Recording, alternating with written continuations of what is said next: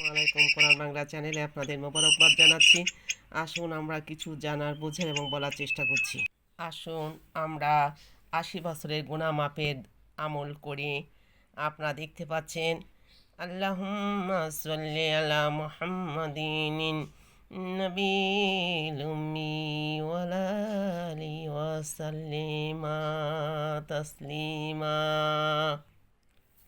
হাদিসে পাকে ইরশাদ হচ্ছে, যে ব্যক্তি জুম্মার আর আসরের নামাজের পর নিজ জায়গা থেকে ওঠার পূর্বে 80 বার এই দরুদ শরীফ 80 বার এই দরুদ শরীফ পাঠ আর করবে, তার 80 বছরের গুনাহ মাফ হয়ে যাবে এবং 80 বছরের এর ইবাদাতে সব তার আমল নামায় লেখা হবে। আমরা মুসলিম শরীফ থেকে এসছে। আসলে আমরা দরুদ শরীফের ফজিলাতে বলে শেষ করা যায় না। এক একটা দরুদের এক এক রকম ফজিলাত, তাই আমরা দরুদ বুঝে যদি আমরা সে অনুযায়ী আমল করি, সেটা তো আমাদেরই লাভ। এবং মহানবী সাল্লাল্লাহু আলাইহি ওয়াসাল্লাম কাছে ফেরেশতা নিযুক্ত থাকেন, তখন তারা রাসূল সাল্লাল্লাহু আলাইহি ওয়াসাল্লাম ওই রওজা মুবারক থেকে তার পিতার নাম এবং তার নাম জিজ্ঞাসা করেন।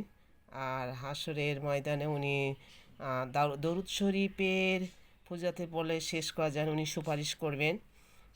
তো যাই হোক, আমি একটা ছোট দরুদ দিয়ে আজকে এটা বুঝার এবং বলার চেষ্টা করছি। আশা করি আমরা এটা পড়বো, জানবো এবং মানবো, শিখবো। এখন আমি আবারও বলছি, আল্লাহুম্মা সাল্লি আলা মুহাম্মাদিন নবিয়্যিল উম্মি ওয়া আলা আলিহি ওয়া সাল্লিমা তাসলিমা। এছাড়া প্রতি নামাজের পরে যদি এই দরুদ শরীফটা আমরা 10 বার করে পাঠ করি, তাহলে প্রতিদিন আমাদের 100 বার করে দরুদ শরীফ পড়ার সওয়াব পাবো। আর যদি প্রতি নামাজে আমরা 50 বার করে পড়ি, তাহলে বুঝতে পাচ্ছেন যে আমরা 250 দরুদ শরীফ পাবো। আর যদি 100 বার করে প্রতি নামাজে রক্ত হয়, তাহলে 500 আমরা দরুদ শরীফ পাবো। এভাবে আমরা আমাদের কাজে কে সহজ করার জন্য, ইবাদতকে সহজ করার জন্য যদি আমরা একটু সময় দিই, তাহলে সেটা আমাদের জন্য মঙ্গলময়। তা আশা করি আমরা দরুদ পড়ব এবং দরুদকে রাতে যদি দরুদ শরীফ পড়ে ঘুমানো হয়, তাহলে ওই দরুদ আপনার জন্য সুপারিশকারী হবে। আলহামদুলিল্লাহ।